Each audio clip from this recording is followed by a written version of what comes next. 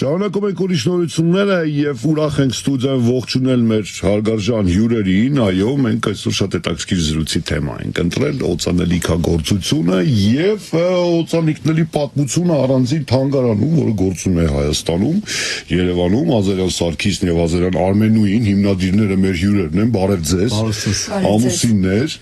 ովքեր այդպիսի հետաքրքիր նախաձեռնություն ունեն եւ կյանքի են կոչել երևի մի բան, որը վաղուց էիք ծրագրել, այս սկսենք դրանից, երբ եկավ գաղափարը եւ ինչպես որոշվեց, որ դուք պիտի զբաղվեք դրանով, խնդրեմ։ Գաղափարը թանգարան ստեղծելու եկավ մի 6-7 տարի առաջ, բայց ինքը հավաքածում մոտ 35 տարվա պատմություն ունի։ 90-ական թվականներից է սկսվել, երբ որ ես սկսեցի զբաղվել օծանելիքի առևտրով, հետաքրքրեց ինձ այդ թեման, երբ որ նկատեցի, որ սրվակները որպես այդպիսին իրենք դեկորատիվ կիրառական արվեստի նմուշներ են եւ փորձեցի ավելի հետաքրքրվել դրանով, պատմությունով, գրականությունով եւ մի 6-7 տարի առաջ, երբ որ գրականություն էի կարդում, արտասահմանյան ռուսական ավելի ճիշտ ու ուրիշ երկրների նկատեցի, որ հայկականության մասին անուշահոտ յուղերի ընդհանրապես ոչ մի բան չկա պատմության մեջ, բայց իրականում Հայաստանում մոտ 10-15 հազար տարվա պատմություն ունի, անուշահոտ յուղերի պատմությունը, մեր տարածաշրջանում ամենայն դեպս, իսկ կոնկրետ նմուշներով մոտ 5-7 հազար ավելի ճիշտ տարվա նմուշներ կան, որոնք պատմում են, որ Հայաստանը ակտիվ գործունեություն է ունեցել անուշահոտ յուղերի ստեղծման, նաև աշխարհում մատակարարել է մի քանի հազար տարի, եւ Հայաստանից մինչև 80-ական թվականները նույնիսկ գործարան է եղել, նույնիսկ տարածաշրջան է եղել Խորդենու անվամբ։ Այդ ամենը ինձ ստիպեցին, որ փորձել թանգարան ստեղծել եւ ճիշտն ասած մինչեւ այդ էլ մի քանի տարի առաջ, մի 18 կամ 10 չեմ հիշում տարի առաջ Ֆրանսիայում օծանելիքի թանգարաններ էի այցելել եւ նկատեցի, որ իրենց մոտ լոկալ ցուցադրություն է, կոնկրետ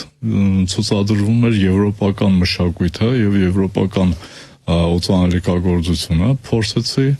ավելի հետաքրքրական դարձնել ու այդ ամենը կյանքի կոչվեց մի 7 տարի առաջ, իմ տան սեփական տան առաջի հարկում էր եւ վերջերս ավելի լայն հանրությանը փորձեցի ներկայանալ մոտ մի 7-8 ամիս առաջ։ Պուշկինի 4 հասցեում է, չէ՞, գործում օծանելիքի թանգարանը եւ հետաքրքիր կլինի իմանալ օրինակ ինչպես եք բացահայտել հնությունը, այդ անուշահոտ յուղերի, որովհետև բոլորս էլ իհարկե տատիկների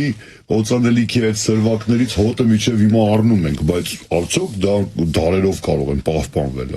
ես որքանով է երկար կյանքը, այդ նյութերի, զուտ հոտառական ընկալման տեսակետից։ Հոտառական ընկալման տեսակետից անուշահոտ յուղերի հիշողությունը շատ երկար է, քանի որ մեր գիտակցության մեջ ինքը մնում է ոչ միայն որպես բուրմունք, նաև պատմություն եւ հիշողություն։ Եվ ինքը հիշողության մեջ կարծես 3 դե կամ 4 դե է կնում, այսինքն իր հետ տանում է մտածողությունը, ժամանակահատվածը եւ այդ իմաստով շատ հետաքրքիր է, որ ինքը ժամանակը հետ բերող միջոց է, որ շատ վայրկյանական կարող է մարդ իրեն զգալ 30-40 տարի առաջ, բայց ինքը բուրմունքը իր տեսակով դեֆորմացիայի հատկություն ունի, երբ որ մենք մեր մանկության ընթացքում ինչ-որ մի բուրմունք հիշել ենք, մեր համար դա աշխարհի ամենալավ բույրն է եւ հետագայում երբ որ մի 20, 30, 40, նույնիսկ 50 տարի հետո մարդիկ հանդիպում են նույն բույրին, հիասթափություն են ապրում, իրանք չեն զգում այդ լավ վերաբերմունքը, կարծում են, որ այն աշխարհի ամենալավ բույրը պետք է լիներ, բայց ինքը կռասնա Մոսկվան էր օրինակ իր տատիկի եւ այդ հիմիկվա ժամանակաշրջանի համար այնքան էլ հետաքրքիր բույր չի եւ մտածում եմ, որ այդ իրականության հետ գործ չունի եւ մի քանի անգամ ընկերների շրջանում նման դեպք է եղել եւ փորձել են իրանց մանկության բույրը ունենալ, ես նվիրել եմ, իրանք հետո ինձ նախատել եմ, որ ես իրանց սխալ բան եմ տվել, այնինչ այդ մի քանի տասնյակ եմ ունեցել նույնից եւ ապացուցել եմ, որ դա այդպես չի, ուղղակի իրանց հիշողության մեջ դեֆորմացիա է եղել։ Ես ֆիզիկապես բույրը ինքը քանի որ ինքը ցիկլոպարաֆիներ եւ յուղեր են, իրան քայքայման ենթակա են եւ մի քանի տեսակի քայքայմաններ նախ այրվում են, եթե թթվածնի հետ շփում կա, այդ պատճառով օծանելիքները հիմնականում սպիրտով են բացվում երկու նպատակով, առաջինը որ ինքը ավելի ցայտուն եւ դիֆուզիոն լինի, այսինքն տարածվի, եւ երկրորդը որ երկար կյանք ունենա, երբ այդ օծանելիքի մեջ կափարիչը բաց է մնում, ինքը նախ իր որոշ բաղադրիչներ ցնդում են արագ, քանի որ կոնստրուկցիան օծանելիքի մի քանի շերտերով է եւ վերևի շերտերի բաղադրիչները ավելի թեթև են, մոտ 30 աշճանից սկսում են ցնդել, իրանց եռման ջերմաստիճանը շատ ցածր է եւ այդ պատճառով նաեւ վնասում են, երբ որ իրանք կափարիչը բաց է մնում եւ մի քանի պատճառներ կան, լուսային, ջերմային, սառը նույնիսկ եթե այդ ամբողջը ճիշտ ձևով կպահպանվի, կարող է մի 100, նույնիսկ մի 150 տարվա առավելագույն ինչ չի հանդիպել օծանելիք այդ տարիքից, միգուցե կարող է ավելի երկար կյանք ունենալ, բայց ինչ չի հանդիպել։ Ամեն դեպքում մեր թանգարանում մինչև 130 տարեկան օծանելիք կա եւ ինքը պաշտպանված է։ Այսինքն կենսունակ նկատի ունեմ դեռ բուրմունքով պահպանած, այո, կարող է վնասվել որոշակի տոկոսներով, բայց հասկանալի 100%-ով 130 տարիներ։ Շատ կարևոր եւ հետաքրքիր փաստ է ժամանակի եւ օծանելիքի կապը, այդպիսի ուսումնասիրություն կար, ավելի ճիշտ պատմություն, որ ժամանակին երբ չկար լուսանկարչական սարքեր, երբ մարդիկ ամեն վայրկյան պահը հիշարժան կամ հավերժացնելու համար չէին լուսանկարվում, շատերը ունենում էին այսպես կրծքազարդ, որը ինքնին փոքրիկ սրվակ էր եւ ներսում կրում էին իրենց նախընտրելի հոտը եւ երբ որ վերապրում էին ինչ որ հաճելի պահ, միջավայր, տոնակատարություն, իրենք այդ պահին շնչում էին այդ հոտը, ֆիքսում էին պահն ու բույրը եւ հետո երբ ուզում են նորից, ինչպես մենք թերթում ենք լուսանկարները, այդ իրենք զգալով այդ բույրը վերադառնում էին այդ ժամանակները, այսպես բույր։ Այո, բույրն էր կրում այդ գործառույթը ուներ։ Գիտեք ինչն է հետաքրքիր, ինձ միշտ այդ հարցը հետաքրքրել է։ Միևնույն բույրը տարբեր մարդկանց վրա նույնպես է բուրում,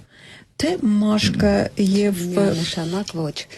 Եվ բույրն է տարբեր բուրում եւ նաեւ կայունությունն ու մնայունությունն է շատ տարբեր։ Պայմանավորված է մաշկի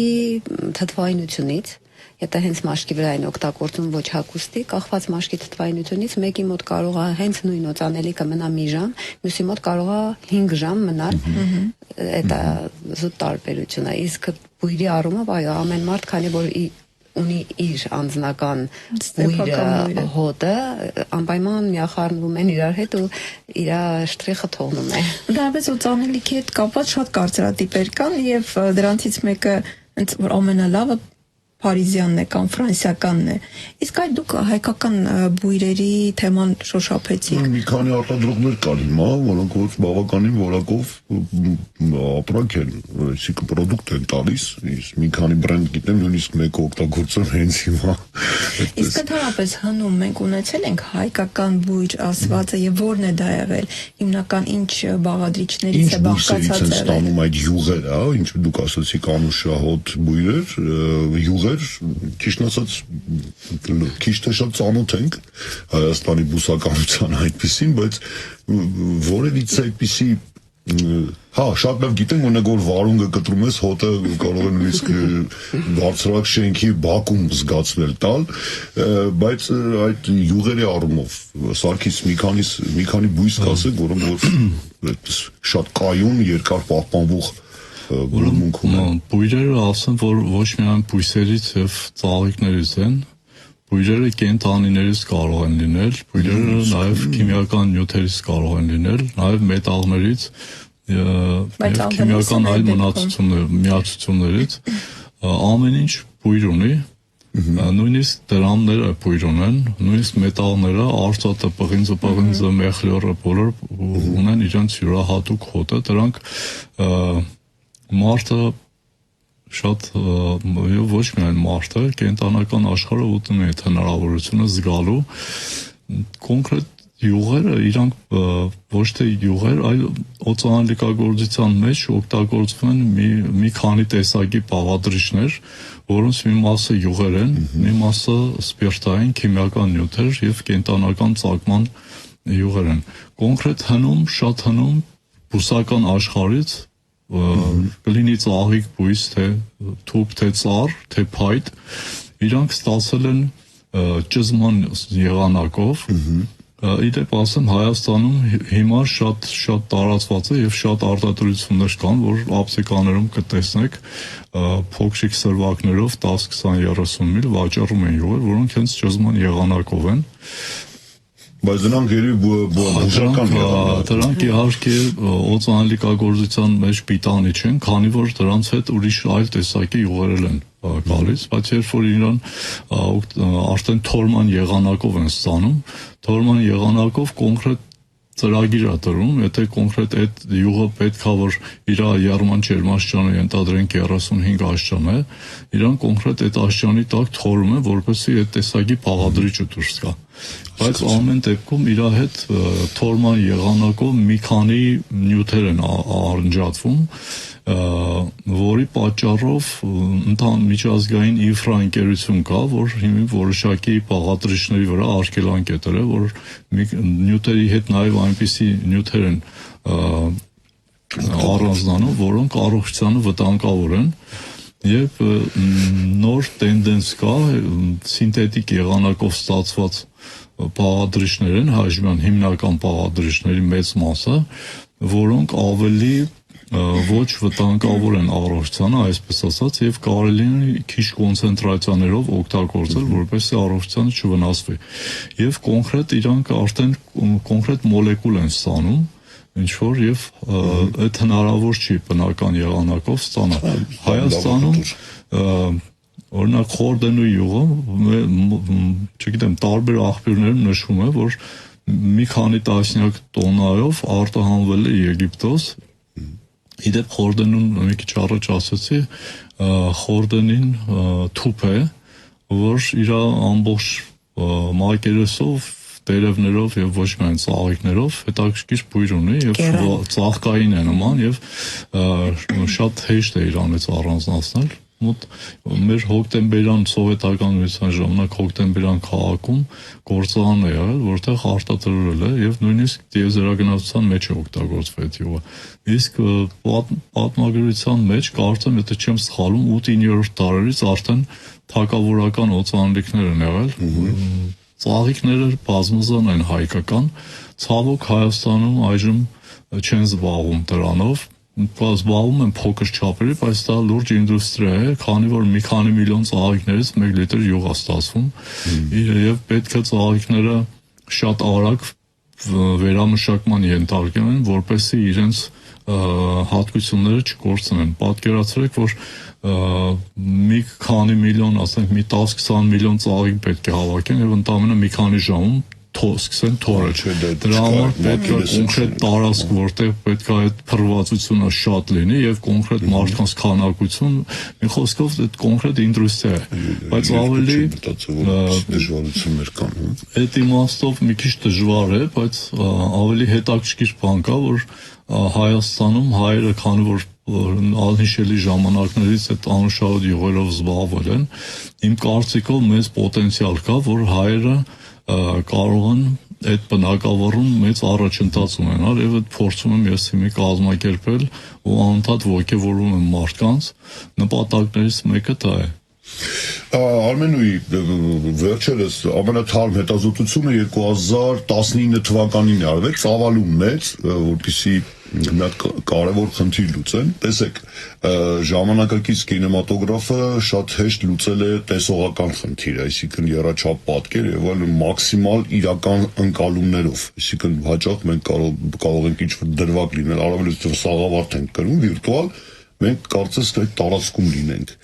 Շատ լավ տակտիլ է, այսինքն շոշափողական կամ էլ այսպես նյութի հետ հարաբերվելու ազդանշաններն են կարողանում փոխանցել կինոն, բայց կամ մի հատ մեծ խնդիր չեն կարողանում բուրմունքը փոխանցել։ Եվ դրա համար շատ մեծ հետազոտություններ են անում, դե օրինակ պատկերացեք, ինչքան լավ կլիներ կինոթատրոնում նստած լինես, նայես ֆիլմ եւ օրինակ այնտեղ ինչ-որ դաշտերով ես գնում եք բուրմունքը գար, դա լիովին իրականության ընկալումը կմեծացներ եւ մեծ մենակ դրականն ես նշում, իսկ արյան հոտ գալ, արյան կամ ասենք պատերազմի կամ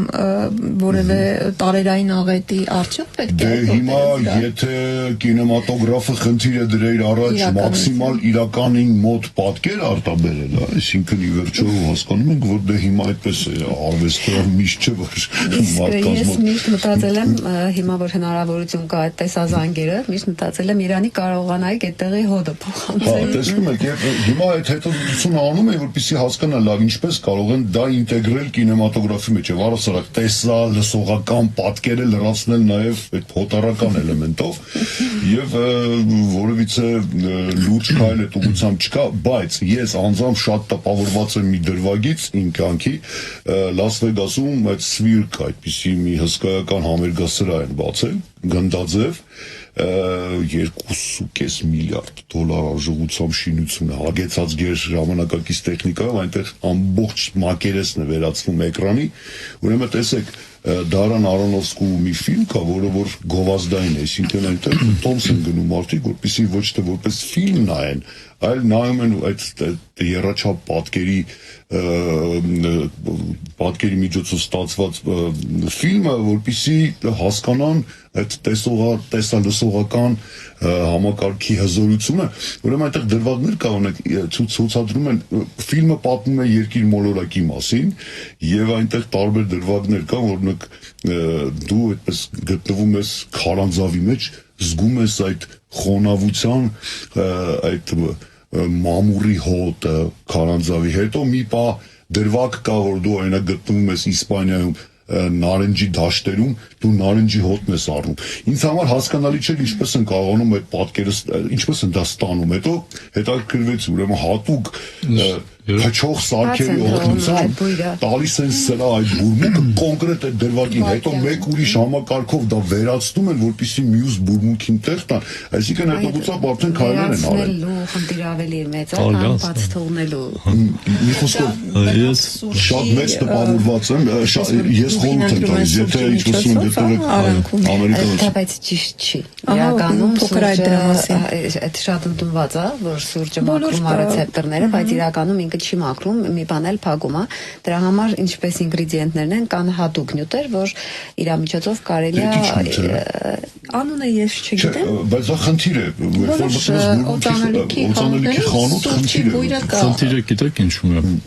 Դե կարելի է նախորդ հարցից հետ կապված շատ հետաքրքիր բան պատմեցիք, որ այդ այո, այդպիսի բան կա, ես էլ եմ լսել, բայց ես մի 20 տարի առաջ մի հիպոթեզ էի, այսպես ասած, առաջ քաշել, որ կոնկրետ իմ մոտ եւ մտածում եմ, որ բոլորի մոտ էլ այդ նույն ասոցիացիաները կլինի, իմ մոտ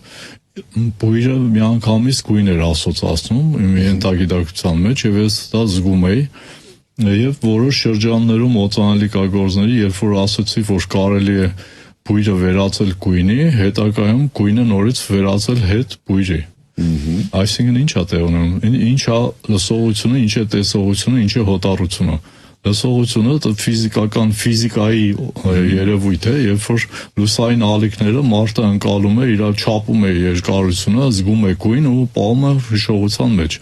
լսողությունը ինքը նորից ալիք է չափում եւ հաճախականություն եւ նորից ուղղակի այդ ամբողջը ընկալելով պահում է էլի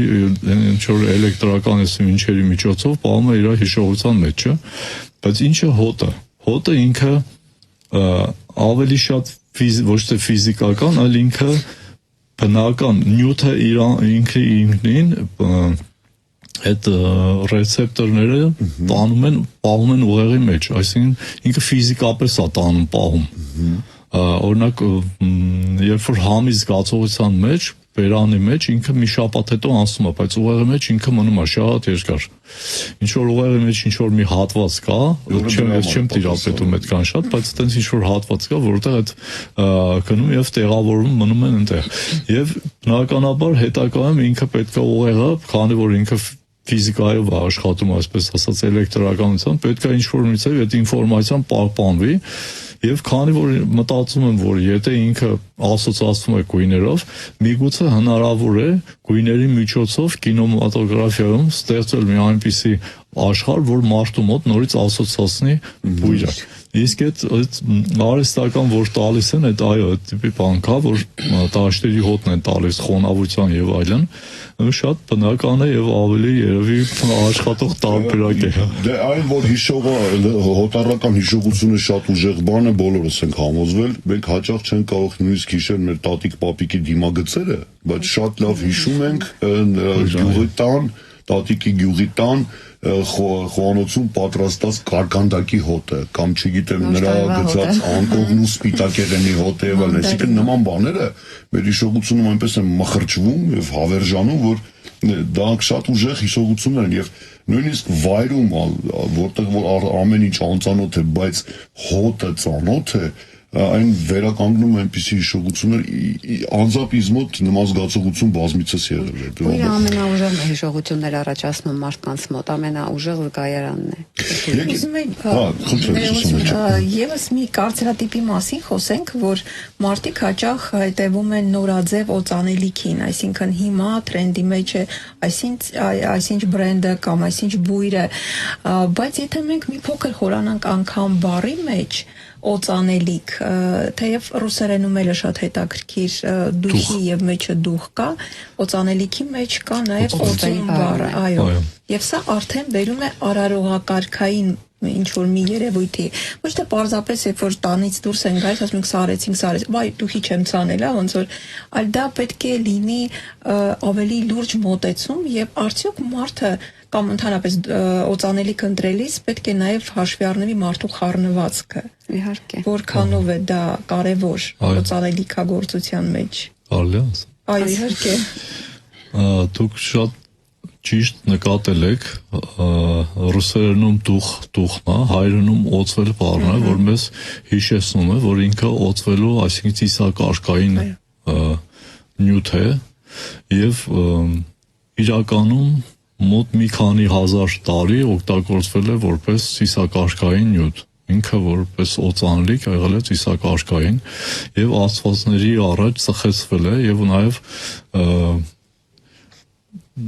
որոշ դեպքերում նաեւ մի քիչ ծանր ասել, բայց զոհասեղանի նույնիսկ գործիքներ են անուշահոտ յուղերով օծել, որպեսզի Աստծուն ավելի հաճո լինի եւ հենց օծվել բառը, չգիտեմ օծվելը եղել է Միրոնից թե Միրոնը օծվելուց, ամեն դեպքում 4-րդ դարում առաջի անգամ հայերը երբ որ Միրոնը պատրաստեցին 40 տեսակի ծաղիկներից էր եւ ինքը մեզ հենց իրանով օծանելիք է, այսինքն օծվելու համար է, բայց ոչ պաշտնակի, միգուցե պաշտնակի հոգեվոր իմաստով եւ դուք շատ ճիշտ եք նկատել եւ Հայաստանում ինքը այս հենց այդ նպատակով է օգտագործվել եւ եղել նաեւ բժշկական նպատակներ, մի քանի շատ նպատակների համար օգտագործվել են, բայց այս ժամանակակիցի օծանելիքի հետ կապված կուզենայի, եթե թույլ կտայիք մեր հանդիսատեսի համար մի երկու բան կասեի, որ ինձ ճիշտ ասած միգուցե իմ օբյեկտիվ սուբյեկտիվ կարծիքն է, բայց վատ իմաստով սովորաբար հաճախորդները ընտրում են օծանելիք ոչ թե գեղեցիկ հոտի կամ տեսակի համար, այլ երկարակեցության կամ ճիչալու համար։ Ես միշտ օրինակ եմ բերում, ասենք պատկերացրեք մեկը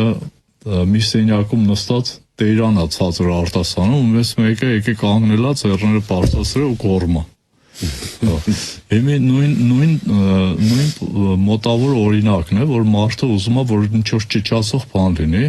եւ այդ նույնն է, որ մի հատ այդ ճճացող մարդուն կասեք երևի այդ մարդը շեղված է, այն մարդն է նորմալ լիրիկայա, չէ՞, պրոֆեսիոնալ մոտեցում է։ Օծանելիքն էլ պետք է ընտրել ոչ թե իր երկարակեցության կամ իհարկե երկարակեցությունը կարելի է, բայց եթե ինքը նիշային օծանելիք է կամ պրոֆեսիոնալ մարդու արած գործ է, ինքը իր կյանքը ունի երկար, կախված բաղադրիչների իր օգտագործված բաղադրիչներից եւ հատուկ նյութեր կան, որոնք օգտագործում են երկարակեցության համար, այսինքն որ իրանք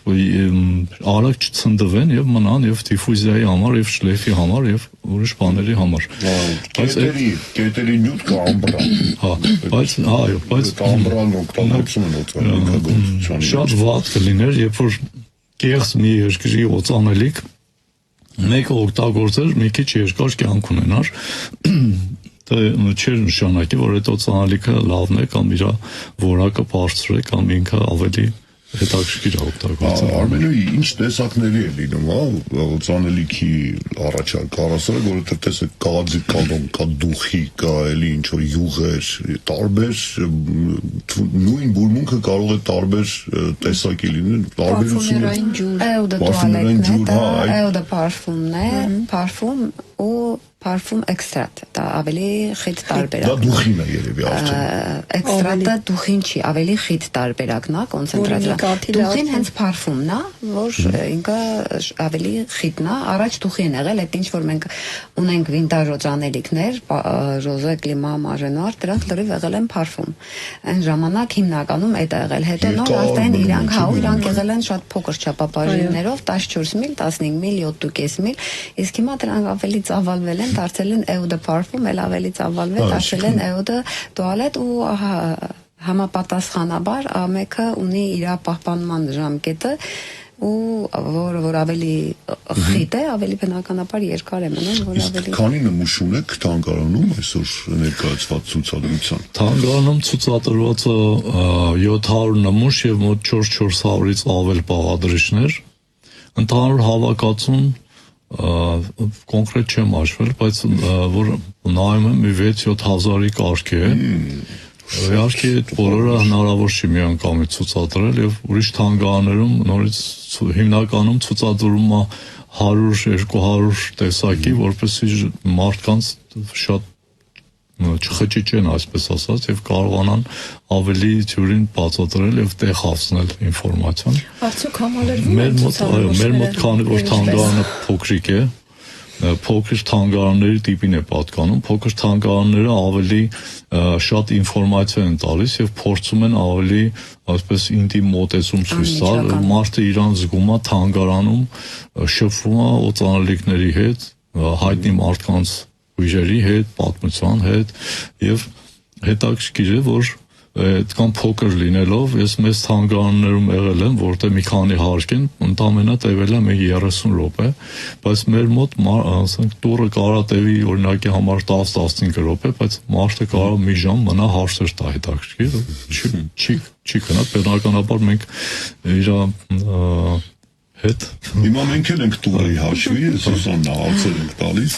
առանց բույրս գալու։ Այս ուզում հասկանալի, քանի որ ասացիք սուրճով ընդմիջելը բույրերի ընկալումը սխալ է, իսկ ձեր այցելուները ինչպես են տարբերակում մոտերը, ինչ մեխանիզմիկ մշակել։ Կա նման հատուկ բաղադրիչ, որը օգնում է ռեցեպտորները բացելուն Եվ օրինակ մեր պարֆումերն ասում է դուրս եկեք մաքուր օդ շնչեք եկեք։ Ավելի բնական է, բայց սուրճ մենք չենք օգտագործում, որովհետև դա թյուր կարծիք է, որ ինքը մաքրում է ռեցեպտորները իրականում, ինքը փակում է, ոչ թե մաքրում է։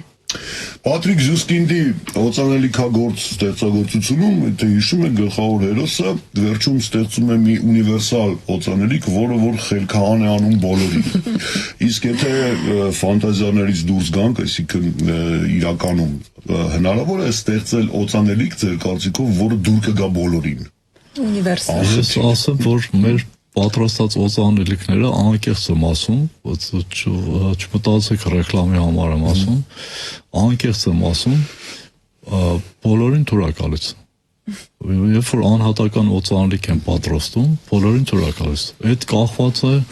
ճիշտ պրոֆեսիոնալ մոտեցումից, բավականին մի քանի հարյուրամյակների ուսումնասիրություն կա, որ այս բաղադրիչը կարելի է օգտագործել օրինակի համար ոչ ավել քան 4% կամ 3 կամ 0.1% կամ 40%։ Այսինքն ինքը արդեն 200-300 տարիների ընթացքում մշակվել է եւ մարդկանց հետաքրքիր է այդ բույրը եւ այդ օրենքներ կա եւ դե շատ հետաքրքիր բան կա, իր կոնստրուկցիայով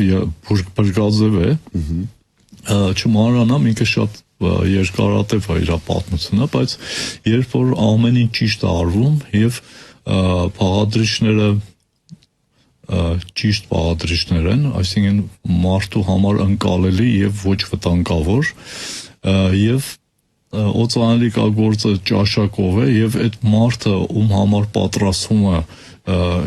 շատ արագ կողմնորոշում է իրեն հետաքրքրող բույրերը,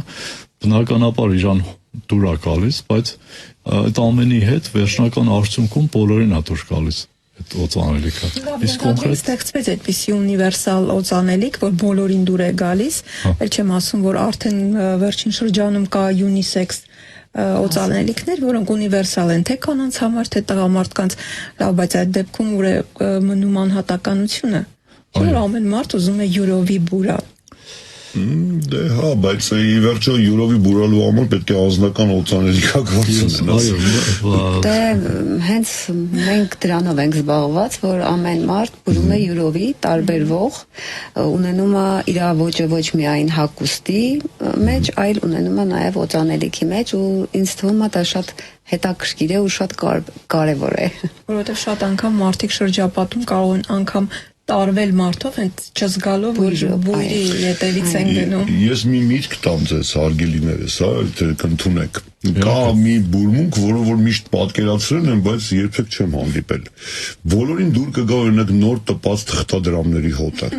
Օրինակ պատկերացրեք, լավ նոր տպած դոլարի, ասենք, հոտ կա։ Բուրմունք այդպես լինի, գործարարների համար շատ հաճելի է, տպագրական ներքի մասին ենք խոսում, որը որ յուրահատուկ ունի, բայց ես երբևէ չեմ հանդիպել մարդ, որ ասի վայն զզվելի հոտ է գալիս։ Մեր օծանելիքագործը շատ երիտասարդ տղա է, Լևոն Ղազարյանը, ինքը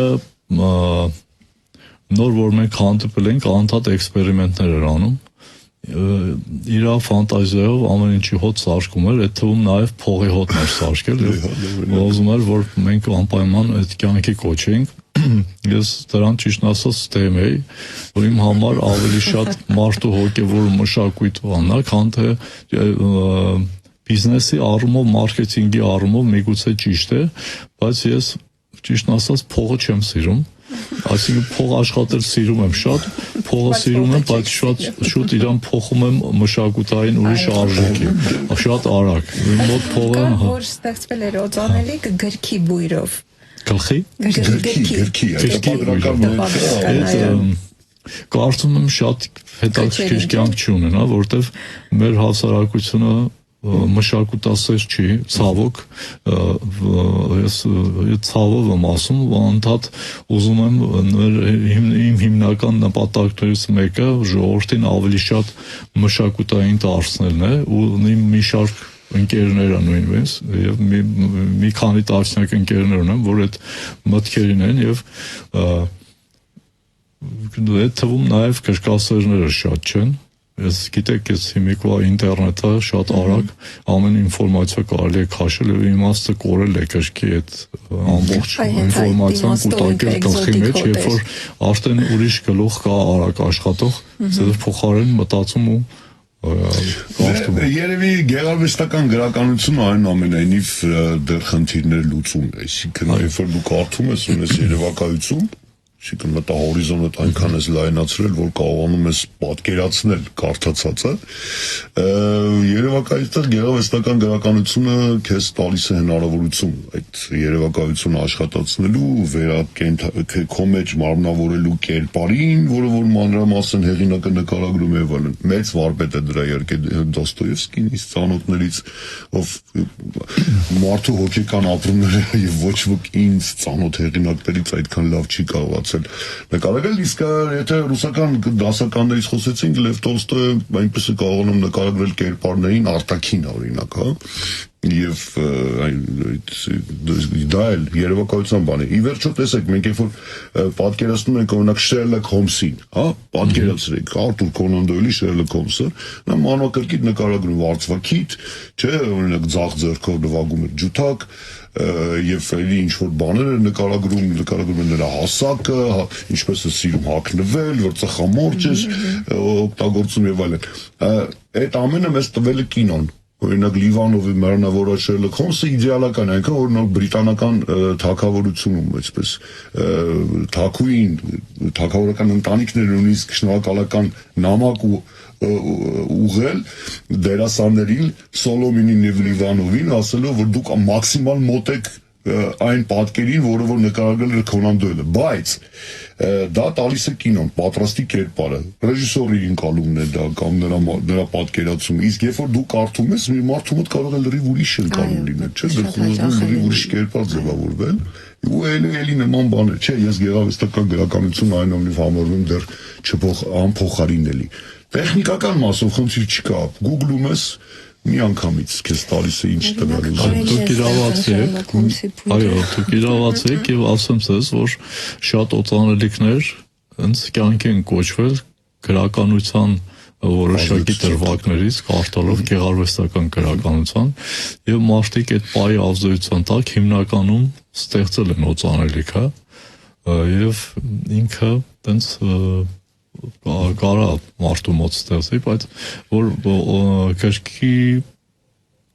կրկի պուրմունքով պատրաստենք, չեմ կարծում, որ մարդկանց մոտ այդպես բանաշի տեղ չէ։ Ստեղծել ենք Աշոտ Երկրորդի օծանելիքը, Աշոտ Երկրորդ անվանումով Եվ ինչ բաղադրիչներ եք ընտրել, ինչ ասեմ, ակացիա կա իր մեջ, սև պղպեղ կա, վիսկի կա եւ մի քանի այլ բաղադրիչներ ստեղծել ենք տվյալ դարաշրջանի խոտաբույսերը, թե ինչն է այն ժամանակ ավելի մոտ եղել, իրանց ուսումնասիրել ենք Աշոտ Երկրորդի բնավորության գծերը, ինչպես նաեւ մենք հրավիրել ենք հատուկյուր Աշոտ Բագրատունին, որը որ իրանց ժառանգն է, հետևորդն է Աշոտ Երկրորդի ու ինքն էլ վերջում գնահատականը տվել է օծանելիքի ու պատրաստում ենք մենք շարունակել այդ սերիական մեծերի շարքը Շանտի հյուրն ենք հաղորդավարը առաջարկեց թագու օծանելիքները պատրաստել ցավոք դեռ ժամանակ չի եղել բայց այդ լավ շատ լավ առաջարկ է եւ եթե կյանքի կոչենք ինձ թվում է որ շատ հետաքրքիր կլինի։ Իսկ հասկացրեցի նաև երաժշտության հետ, որովհետև եթե երաժշտության մեջ մշտապես 7 նոտա է, բայց մարդկության պատմության մեջ անվերջ ստեղծվում է նոր երաժշտություն, ապա ձեր պարագը նույն, կարծում եմ նույնը չէ, դուք ավելի լայն հնարավորություն համադրելու, նորը ստեղծելու եւ հետաքրքիր է թե այդ բացի շարքից, որ նշեցիք, հիմա ինչի վրա եք աշխատում եւ ինչ սկզբունքով եք առաջնորդվում զուտ պահանջարկի, թե ավելի շատ դուք եք առաջարկում նոր բույրեր։ Այս արդեն մի քանի ամիս է B2B ֆորմատով ենք փորձում աշխատել, այսինքն բիզնեսի տարբեր ոլորտներից առաջարկներ ա գալիս, բանկերից, կազինոներից, վարսավիրանոցներից, հյուրանոցներից, նույնիսկ տուրիստական մեր հետաքրքիր առաջարկ ենք ստացել, շատ հետաքրքիր ռուս տղա է, որ այդ տուրերը անցկացնում, ասաց, որ բազմաթիվ Հայաստանում տուրագենտներ կան, բայց նորից ցավոք ասեմ, որ մեր հայկական տուրագենտները շատ հետաքրքրված չեն նոր արարությամբ եւ բոլորին դիմել ենք, որ մեզ ներառեն, որպես հետաքրքիր 10-15,000 տարվա պատմություն, մի տեսակ մեխանիկական դժվարություններից ելնելով փորձում են մեզ մի կողմ թողնել, բայց ավելի շատ հետաքրքրված են օրինակ արաբները, անգլիացիները, ամերիկացիները, ռուսները, հատուկ մարդիկ են եղել, որ դրսից եկել են մեզ մասին նկարեն կնան։ Եվ այդ տուրիստականների հետ կապված վերջերս հետաքրքիր առաջարկ ենք ունեցել եւ արդեն պատրաստել ենք, ուրեմն ինքը այդ ռոստաղան ինչ էր ուզում էր որ եկեղեցու հոտ պատրաստենք, Երևանի բույրը, հին պարսկական, քանի որ Հայաստանում պարսկական մշակույթ է եղել այդ շրջանում, եւ էլի մի քանի օպերայի, այո, այդ հինգ բույրը պատրաստել ենք արդեն, Դիլիջանից է եղել, ներողություն ընդհատում եմ, խունկի հոտ կա, օպերայի հոտերն է։ Մենք իմիջիայլոց բալետի մի անգամ Լենինգրադից նա բալետ բան կար, իրանց խույրանոցը տենց էր կոչում, նա բալետ, իրանք ամուսիններին հատուկ վեստիբուլի եւ սենյակների համար հոտ ենք պատրաստել այդ փիլիսոփայությամբ, որովհետեւ բույրը ինքը նախ փիլիսոփայություն է, հետո ճաշակ է, հետո նոր տեխնիկա է, այսպես ասած, ինքը պետքա հագուստի նման սազի, եթե մարդը դուք մի բան նկատեցիք, սկզբից ես չուզեցած ընդհատեի, բայց պատկերացրեք, որ մարդը շատ գեղեցիկ կառուցվածք ունի եւ այդ ամբողջը փակում է եւ հակառակը շատ վատ կառուցվածք ունի ու բացում է եւ տհաճ բաներ է, պետքա հագուստը մարմնի ու ընդհանրապես ճաշակի ու դեմքի ու մարդու բնավորության հետ ինքը համահունչ լինի, նույնն էլ օծանելիքն է եւ այն օծանելիքը, որ շատ գեղեցիկ է եւ դուրեկան է եւ մոդայիկ է ամբողջ աշխարհի համար, միգուցե սազական չի կոնկրետ մարդու համար եւ ինքը օծանելիքը բնավորության հետ ուղիղ քայլող սեգմենտ է, այսպես ասած, այդ իմաստով Ես հասկանում եմ ինչ եք ասում, առավելևս գիտեք, տեսեք կան դասական բուրմունքներ, օրինակ Ֆարենհեյթը, հավելական է, իմ սիրած մարդիկ կան ամբողջ կյանքը դա են օգտագործում։ Որ մեզ հյուր կակ, մենք Ֆարենհեյթ ունենք, իմիջիայլոց ցուցադրական Ֆարենհեյթի սարքն է, կողքը, չերմաչափն է, մեջտեղը ցուցադրական Ֆարենհեյթն է, իմ երիտասարդ շրջանի ամենասիրված օծանելիքներից է, ցավոք հիմի արտադրվում է, բայց նույն բույրը չունի, էլի հիմնական պատճառներով, որ որոշակի բաղադրիչներ արդեն արգելանքի տակ են եւ իրավունք չունեն, բնական պատճառով բույրերը փոխվում են։ Կանցերոգեն են, հա, համարվել կամ դրանց մեջ բաղադրիչներ կան, որ ժամանակ առ ժամանակ միջազգային եվրոընկերությունը համարում է, որ ինքը ալերգեն է պարունակում։ Ալերգեն է, հա, միգուցե այդպես։ 60 տարիներին ես միշտ մտածում էի շատ դուր էր գալիս եւ գիտեմ էլի մարդիկ կան մետրոյի հոտն էին շատ հավանում։ Որ մետրոյի, բայց Մոսկվայի մետրոն ուրիշ հոտ ունի, Երևանը ուրիշ, Վրաստանը մետրոյի հոտով։ Երևանի մետրոյի։ Փայտե կոնստրուկցիաները ռելսերի, հա, այդպես մշակում են նավթային, հա, նյութերով, հետևաբար դրանք կարևոր բան, որպեսզի մարմիններից պաշտպանեն խոնավությունից եւ այդ հոտն է տարածվում։ Օծանելիք կա։ Կլինի ինչ-որ բաներ էլեմենտներ, միգուցե չնչի։ Ինչի հանդիպել։ Եթե հավատանք պատմաբաններին, ասում են, որ օծանելիքագործությունն ընդհանրապես սկսվել է, որպեսզի փակեն հիգիենայի բացակայության այդ հոտերը մարդու մարմնի, որովհետև ընդունված չէր, ասում են, դե գիտեք, որ օրինակ 15-րդ դարում Ֆրանսիայում չի եղել կոյուղի ընդհանրապես, հետո արաբներն են բերել այդ մշակույթը, այսինքն կեղտը տնից հեռացնելու մշակույթը մինչև 16-րդ դարը Եվրոպայում չի եղել։ Մարդիկ ինչ արտաթորանք կար, կներեք, ինչ անում էին իրենց գործերը, ուղղակի թափում էին դուրս, պատկերացրեք ինչ հոտ էր, չհաշված որ չկային մեքենաներ, ձիերն էին տեղափոխվում փողոցներով նեղ, ինչ ասես անում էին, հիմա այդ ամեն ինչը փակելու համար Առավելևս որ չկար մշակույթ լողանալու, ընդհանրապես ինչ որ այստեղ կրոնական արգելքներ կար, չգիտես ինչու, կան մինչև հիմա պահպանված վկայություններ, որ միապետները, թագավորներ, այսպես չգիտեմ, իշխաններ եւ այլն բարձր պաշտոնյա անձիկ կյանքում 2 անգամ են լողացել ամբողջ կյանքի ընթացքում։ Ես դա կարող եմ ապացուցել, պահպանված փաստաթղթեր կան դրա հետ կապված։ Դե հիմա տեսեք, այդ բուրմունքները, այդ հոտերը, բարձր որ հաճելի չէին, եւ օծանելիքը առատ օգտագործում են, որպեսզի փակեին այդ հոտերը։ Արդյոք դա ճիշտ է, թե չէ։ Վստահ եմ դուք ել եք այդ ուսումնասիրել այդ հանգամանքը։ Այն իմաստով, որ այդ նպատակով է օգտագործվել օծանելիքը, քանի որ դժվար չէր կռահել, որ եթե վատ հոտ կա, կարելի է լավ հոտով փակել կամ կոմպենսացնել կոնե,